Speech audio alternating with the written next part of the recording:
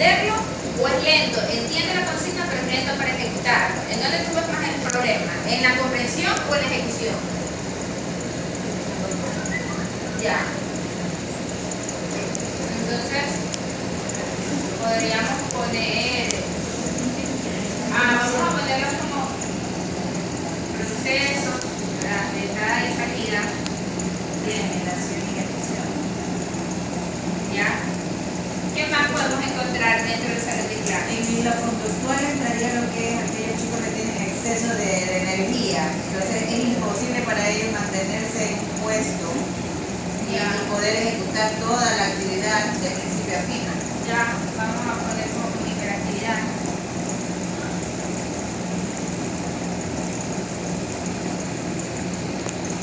Bien, ¿qué más encontramos dentro del salón de clase? Ya sea en lo conductual, en lo de aprendizaje o en lo conductual. Agresividad.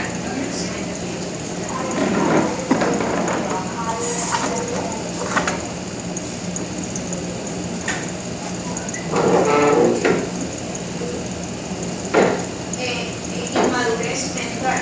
Cuando, por ejemplo, un jovencito de séptimo de básica, que se supone que ya tiene una edad apropiada para reflexionar, dice cosas incoherentes, cosas infantiles, aun cuando de pronto en su aprendizaje, en calificaciones es muy bueno, pero en parte de su social, en parte de su actitud, dice cosas incoherentes, fuera del lugar, inmadurez.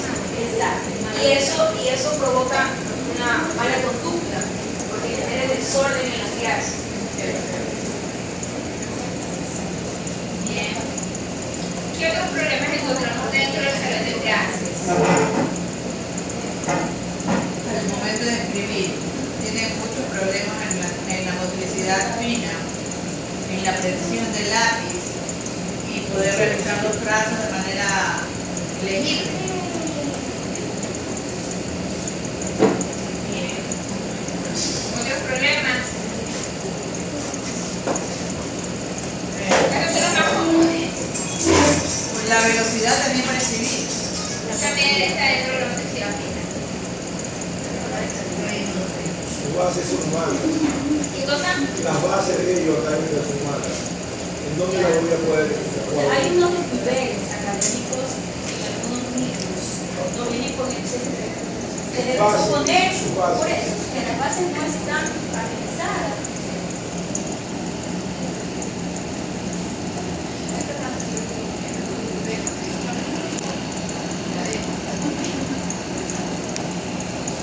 Bien. Bien. Todos estos factores nosotros los vamos a encontrar dentro del salón de clases. Acá ustedes son niños, son maestros de niños entre qué edad, más o menos. Todas. Tengo desde la primaria hasta el inicio. Ya, tengo los de 5, sí, de 5 a 15, ¿verdad?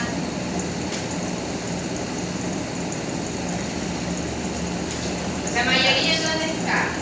Aquellos niños que no pueden relacionarse, que son como que muy ensimismados, ellos no tienen amigos, no juegan en grupo, se mantienen solos en los recreos.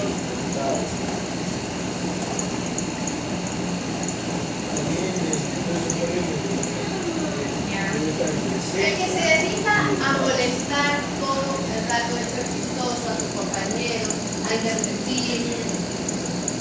Desarrollador. Sí, desarrolló la clase. Saboteador, mira cómo quedó. Porque es saboteador positivo y saboteador. No, no hay el saboteador posible.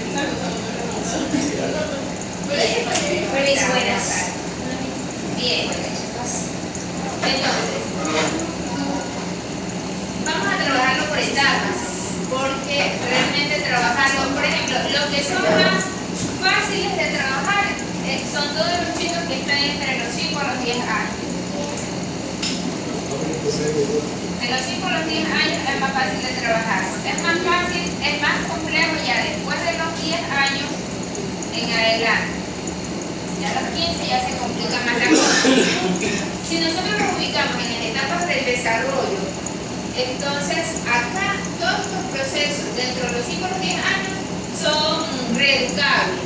Realmente cualquier problema de conducta de aprendizaje que ellos presenten, mediante un adecuado sistema de reeducación, se puede trabajar. Ya en casos realmente mucho más complejos, en donde ya vemos que las estructuras de la personalidad van marcando una pauta ya muy enraizada, tendremos que hablar de rehabilitación. Realmente aquí en el proceso de esta etapa vamos a hablar de una reeducación,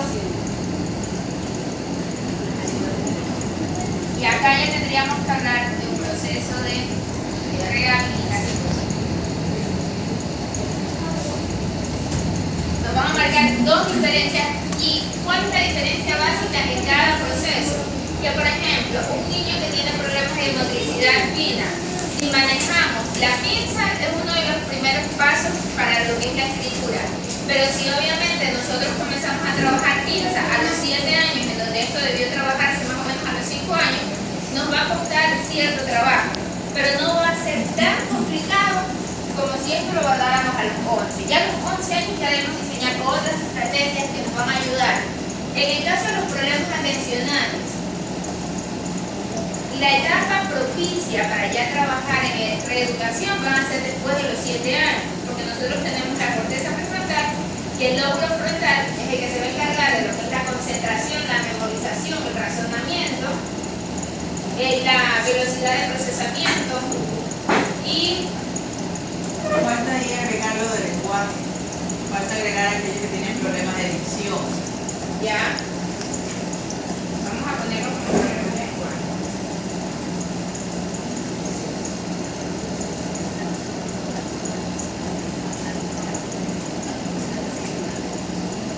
Entonces, todos los procesos que se van a dar antes de los 7 años con respecto a lo que les decía, concentración, memoria, razonamiento y velocidad de procesamiento, son fácilmente dirigibles y reeducables. Es más, hasta los 7 años que no hay una madurez en el área que yo les digo, en el área prefrontal, entonces es como que de mucho mejor desarrollo. Tratar de trabajar en estas áreas antes de los 7 años simplemente nos va a permitir que ya a los, qué sé yo, 11, 15 años el chico no tenga estos problemas. Pero realmente las áreas que son más difíciles de trabajar van a ser, por ejemplo, las del lenguaje hablado, porque el lenguaje lo comienza su proceso de instauración a partir de los 10 años. Pero el lenguaje hablado, no el lenguaje comprensivo ya viene desde mucho antes. Obviamente, si estoy hablando que el razonamiento va de la mano con la concentración, miren, el que tiene problemas de concentración siempre va a tener problemas de memoria. O sea, eso va como que tomado de la mano. Si yo trabajo en concentración, por ende ya la memoria va a subir. No son circuitos que tengan mucha diferencia. Ahora, en los problemas de memorización, también tenemos que identificar en dónde está el origen. Si es en la forma de codificar la información, si es en el ingreso de la información. Si cuando él tiene que poner sus centros atencionales en ejecución, él no logra captar, la información no es receptada por ninguno de los estímulos, por ende la información no puede ser codificada y por ende no puede ser recuperada más adelante, porque ese es el circuito más o menos de la memorización. Entonces aquí hay que identificar si el problema está en el ingreso de la información, en la codificación de la información o en la decodificación de la información. ¿Qué es lo que sucede? Que ustedes como maestros, por mucho que intenten trabajar ejercicios, que paren, que esto, que aquello, si ustedes no tienen una buena evaluación al alcance, no van a poder identificar en dónde realmente está el problema. Si está en la recepción, porque por ejemplo el chico puede tener problemas visuales, puede tener auditivos, o sea, de distintas índoles de los órganos receptores, y por ende la información no ingresa como debe ingresar, mucho menos se va a codificar y mucho menos se va a decodificar. Entonces, por ejemplo, en memorización, si ustedes se topan ya con problemas de memorización y lo han visualizado, que es así, ahí sí lo más recomendable es trabajar a nivel de una evaluación externa, porque ahí nosotros como profesionales tiene que ser zapatero o zapato, o sea, ahí no podemos, porque de lo contrario, ¿qué es lo que puede suceder? con el afán de ayudar, y ustedes como son maestros tienen ese espíritu de ayudar constantemente al estudiante, no van a hacer un correcto manejo si las deficiencias que presenta el alumno son de otra índole que ya se escapan a las pedagógicas, obviamente. Entonces, ¿cuáles yo consideraría estas las más viables para trabajarlas dentro del salón de clase? Es la de la concentración, el razonamiento también es viable, el de los hábitos de estudio, pero esto es un trabajo que debe ser mancomunado, o sea, ya no solamente depende de usted, bueno, todos básicamente dependen de reforzadores externos, como la familia, pero entonces ustedes lo que podríamos trabajar es en hábitos, los centros de ejecución, también la motricidad fina va a ser muy difícil que ustedes la puedan trabajar dentro del salón de clases, y el lenguaje también, el lenguaje necesita personas Profesionales. especiales. Realmente esto dentro del salón de clase no solamente que se les va a volver un problema a ustedes como maestros, sino también, primero al estudiante, antes que nada, y después a ustedes, y como tercero al resto de participantes del salón de clase. Pero ¿qué se hace en este momento que estamos obligados a tener estudios de inclusión? Porque tenemos que de todas maneras aceptarlos, y como usted dice, se nos hace un problema no solo para nosotros, para el niño, porque no estamos preparados 100% los niños con inclusión, y también para el resultado, porque no podemos avanzar normalmente con un niño que tenemos para la inclusión personalizada. A esto también tenemos que agregarle que, como usted está diciendo, ellos necesitan un apoyo mancomunado, o sea, el salón de clases con alguien en casa, con familia o con algún profesional que les dé ayuda en casa. Pero la realidad es que el padre de familia, padre y madre trabajan y su tiempo es realmente escaso de ayuda. Y tampoco cuentan con el presupuesto para poner la persona. Entonces, el chico sí. Antes de responder todo esto, ustedes tienen un buen manejo de la LOCEP, de la ley que se está aplicando ahora, porque yo no tengo muy claro cuáles son los principios básicos de la LOCEP. Hasta donde las pocas referencias que yo tengo es que, bueno, primero, todas las instituciones educativas deben tener como un área, pero ahora yo no sé si esa área debe. Lo ideal sería que en cada centro educativo nosotros tuviéramos un departamento, no el DOME, porque el DOME realmente no cumple las funciones que debería. Es más, yo creo que a estas alturas ya no se llama el DOME. Debería haber un psicólogo clínico, un psicólogo educativo, un psicólogo rehabilitador educativo, debería haber un terapeuta de lenguaje,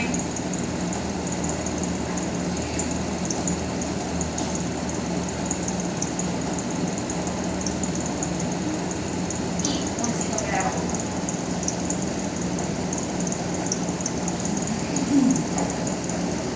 Esto sin contar con el área médica, que ya interviene el enfermero, que interviene el médico general, que interviene el pediatra. Eso no entra dentro del área. Solamente si nosotros tuviéramos un centro que tuviera estos profesionales, sí, estos profesionales, no el psicólogo clínico cumpliendo la función del educativo, del rehabilitador, del terapista, no, porque cada uno de ellos tiene su especialidad. Solo este equipo de trabajo puede trabajar esto de acá, ¿sí? Entonces, ahí, ¿cómo sería lo ideal? Que trabajar, por ejemplo, no por restar importancia a la música, no por restar importancia de pronto al deporte, a las artes, pero sí en horas que no sean matemáticas, lenguaje, ciencias sociales, las áreas básicas, que el chico pudiera asistir o obviamente lo ideal sería después de las actividades escolares quedarse 1 o 2 horas más trabajando esto, lo que ya no sería algo contraproducente porque ya el nivel de atención bajó. Exactamente, ya diseño con problemas no van a la escuela. Claro, entonces podría ser así. Solamente si tuviéramos este equipo de trabajo puede ser que en clase nosotros no trabajáramos esto de acá. O sea, a ellos iría, con ellos sí se debería trabajar estos problemas. Ellos son los encargados eso es lo ideal, ¿verdad? Pero ¿qué es lo que exige a nivel institucional que debe de tener para poder aceptar un niño de inclusión? Pero también el sistema de inclusión, no sé hasta dónde alberga. Por ejemplo, si hablamos de discapacidades, Claro, hay diferentes tipos de inclusión. Pero pongamos, nosotros aceptamos niños con problemas de lenguaje o con problemas de autismo, que es lo que tenemos más, los casos que se han repetido más. ¿Ya? ya, lo que podríamos hacer es trabajar en un área específica. A ver, el sistema inclusivo tiene que ser también respetando las semejanzas, pero también las diferencias de todos los niños. Entonces, no podemos trabajar, por ejemplo, dentro de un salón de clases con un niño autista. Tenemos que saber que un niño autista, la parte que me interesa realmente de trabajar en el autismo es la parte social.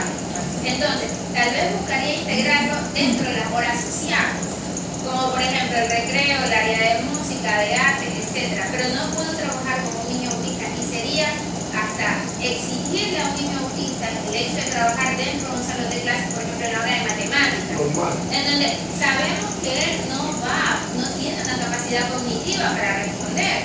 Ahora, siempre y cuando la evaluación del profesional que le haya diagnosticado el autismo así lo determine, porque también nosotros